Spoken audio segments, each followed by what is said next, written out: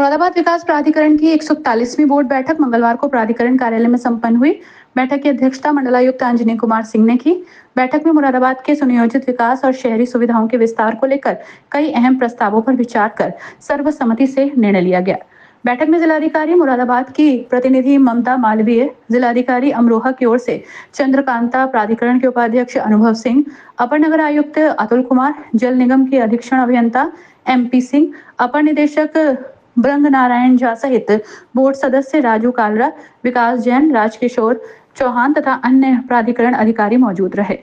बागड़पुर क्षेत्र स्थित गाटा संख्या 292, 293 और 295 के भू उपयोग संशोधन प्रस्ताव को अनुमोदन, जगतपुर, रामराय, मुस्तकम और हुसैनपुर हमीर गांव की भूमि को विशेष अनुमति के तहत ग्रीन बेल्ट श्रेणी में अनुमय करने का निर्णय, प्राधिकरण के 3 निष्प्रयोज्य वाहनों के स्थान पर एक नया वाहन क्रय करने का प्रस्ताव पारित, नई टाउनशिप योजना हेतु राजस्व निरीक्षण और 2 लेखपालों की सेवा आगामी 6 माह तक बढ़ाने की स्वीकृति, सहायक अभियंता एवं अवर अभियंता को नियत मानदेय पर रखने की अनुमति, मुख्यमंत्री शहरी विस्तारीकरण योजना के अंतर्गत भूमि अर्जन अनुभाग की गतिविधियों को सशक्त करने हेतु सेवानिवृत्त नायब तहसीलदार, तहसीलदार और उप जिलाधिकारी की अनुबंध नियुक्ति को मंजूरी, नया मुरादाबाद आवासीय योजना एवं दिल्ली रोड के मुख्य चौराहों और तिराहों का नामांकन शीघ्र करने का निर्णय, सामुदायिक केंद्रों को नगर निगम को हस्तांतरित करने पर विचार, न्यायालयों में लंबित प्रकरणों के त्वरित निस्तारण हेतु प्राधिकरण अधिवक्ताओं की काउंसिल फीस और अन्य व्ययों के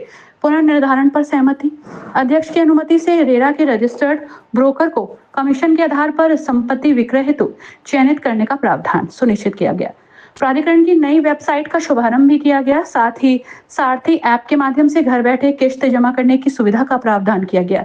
न्यू बिल्डिंग बायलॉज में सेटबैक के साथ नक्शा पास कराने की सुविधा का प्राधिकरण आदि के साथ MDA 360 डिग्री न्यूज लेटर के द्वितीय अंक का विमोचन भी किया गया। की शिकायतें भी दूर होंगी, क्योंकि यहाँ के जो रेगुलर कर्मचारी रहते हैं बार बार ये वसूली की शिकायत आती है।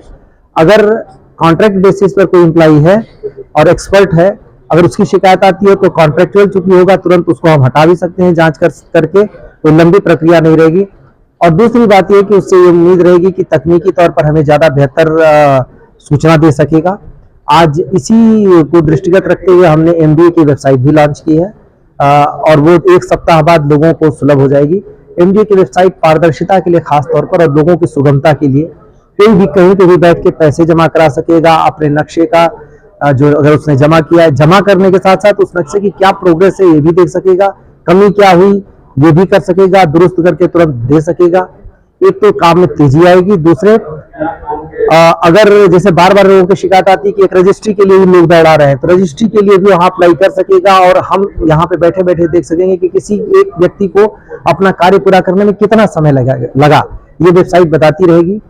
इंटरेक्टिव वेबसाइट बनाई गई है, उसमें लोगों की शिकायतों के निस्तारण के भी दिखते रहेंगे कि लोगों ने शिकायत की, उसमें क्या निस्तारण हुआ। ये दूसरा महत्वपूर्ण कार्य हुआ है। तीसरा, हमने जो MDA में विभिन्न जो कोर्ट्स में चल रहे मुकदमे हैं उसमें उनकी स्थिति बेहतर करने के लिए कि ताकि MDA के पक्ष में चीजें आ सके, वकीलों की फीस से लेकर वकीलों के जो हमारे कोर्ट्स में आने वाले खर्चे हैं उन सबको रेशनलाइज किया है नए सिरे से, ताकि वास्तविक खर्चों के हिसाब से हमारे वकीलों को मिल सके और हमारे केसेस ज्यादा बेहतर तरीके से परस्यू किए जा सके। और साथ ही जो हमारे बड़े केसेस हैं जो बड़े कोर्ट्स में हैं उनके लिए हमने एक ऐसा जो वकील हायर करने का कि जो कि समय से हमें उन केसेस को का डिस्पोजल करा सके, इन सब पे निर्णय लिया है। सोर्सिंग हब एक बहुत बड़ा इश्यू पहले से रहा है, उसके बारे में अब निर्णय लिया गया है। पहले बेचने का निर्णय लिया गया था, लेकिन अब ये निर्णय लिया गया है कि PPP मोड पर ये इसको डेवलप करके वापस कारीगरों के लिए एक बेहतर सुविधा के साथ इसको विकसित करेंगे। एक्विजिशन का काम बड़ी तेजी से चल रहा है। हमारे गोविंदपुरम परियोजना में 80% के करीब भूमि एक्वायर हो गई है, जो अब योजना को लॉन्च करने के लिए पर्याप्त है। हम उसको लॉन्च करने के कगार पर हैं। अगले 2-3 महीने में गोविंदपुरम और सोनकपुर योजना दोनों लॉन्च हो जाने की उम्मीद है। और शिवालिक योजना में बड़ी तेजी से इधर 1 महीने के अंदर भूमि की खरीद में प्रगति आई है, लोगों का बहुत सहयोग मिल रहा है और हम बहुत जल्दी एक्विजिशन नए टाउनशिप MDA डेवलप करने में कामयाब रहेगा और साथ ही नई सुविधाएं भी विकसित करेगा। दिल्ली रोड पर जो MDA करेक्शन रोड करेक्शन की जो व्यवस्थाएं कर रहा है वो सभी लोगों को पता है। रामपुर की तरफ से आने वाले 0 पॉइंट से लेकर काशीपुर तिराहे और आगे नगर निगम की सीमा तक, वहां तक एमडीए डेवलप कर रहा है। वहां पे वेंडिंग जोन क्रिएट करने का प्लान है, उस पर कार्य चल रहा है। पार्किंग जोन क्रिएट किए जाएंगे, लोगों के लिए सुविधाएं विकसित की जाएंगी।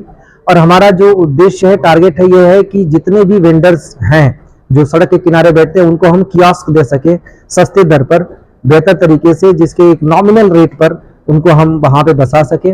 उसमें यह भी तय किया गया है कि प्राथमिकता उनको दी जाएगी जिनको एनक्रोचमेंट ड्राइव में अगर किसी को हटाया जाता है, उसको सबसे पहले उस जगह पर बसाया जाएगा।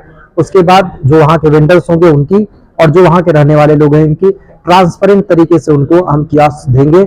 उसमें मिनिमम कोशिश करेंगे कि उनको मिनिमम खर्च देना पड़े जो लागत है, और उस लागत को आसानी से वहन कर सकने की कंडीशन में रहें। इसके अलावा जो जन सुविधाएं विकसित करने के क्षेत्र में, चाहे नया मुरादाबाद में रोड जो चौराहों के व्यवस्थीकरण, या फिर ट्रैफिक इंडिकेटर्स लगाने की, रोड के इंडिकेटर्स लगाने की बात हो, या फिर जो नया क्षेत्र विकसित हो रहा है वहां पे जो अवस्थापना सुविधाओं के विकास की बात हो रही है, इन सब पे भी आज निर्णय हुआ है। हमारा प्रयास ये है कि मुरादाबाद को एक ग्रीन व्यवस्थित शहर के तौर पर विकसित करें, और आज के जो निर्णय लिए गए हैं इससे इसमें काफी मदद मिलेगी। बैठक में सभी प्रस्तावों पर विस्तार से चर्चा कर विकास कार्यों को गति देते हुए ठोस निर्णय लिए गए। मंडलायुक्त ने आशा व्यक्त करते हुए इन निर्णयों में अमल लाने के लिए मुरादाबाद नगर और परिक्षेत्र का समग्र विकास सुनिश्चित होने की बात कही। पब्लिक के कई तरीके के विषय आज मेरे द्वारा बोर्ड के समक्ष रखे गए, जिस पर बोर्ड से उनको संज्ञानित किया गया। एक लगातार विषय आता है कि प्राधिकरण के नाम पर कुछ लोग जो है ब्लैकमेलिंग करते हैं और आम जनमानस को प्रताड़ित करते हैं, उनसे पैसों की डिमांड करते हैं। उसकी मैंने शिकायत करी गई, जिसमें माननीय अध्यक्ष महोदय द्वारा कहा गया कि ऐसे व्यक्तियों को चिन्हित किया जाए। मान लो कोई रहता है करूले पे और वो शिकायत करने लग जाए एमडीए की, यानी कि वो अपनी अवैध उगाही के लिए उसको जो है प्रताड़ित कर रहा है। तो ऐसा एक विषय मेरे द्वारा उठाया गया। एक विषय ये भी उठाया गया कि जो नया बायलॉज आया है, बिल्डिंग बायलॉज, उससे आम जनमानस को क्या मुख्य जो है लाभ होंगे, वो बोर्ड को ब्रीफ किया जाए। एक वेबसाइट पे प्राधिकरण का सजरा मास्टर प्लान पड़ा हुआ है, जिससे व्यक्ति अपना घर बैठे हुए देख सकता है कि मेरा लैंड यूज क्या आ रहा है, परंतु सजरे को ओपन करने पर वहां वो क्लियर नहीं हो पाता कि उसका गाटा संख्या क्या है। तो उसको वेबसाइट में डेवलप किया जा रहा है कि आपको गाटा संख्या डालेंगे तो आपका लैंड यूज क्लियर हो जाएगा।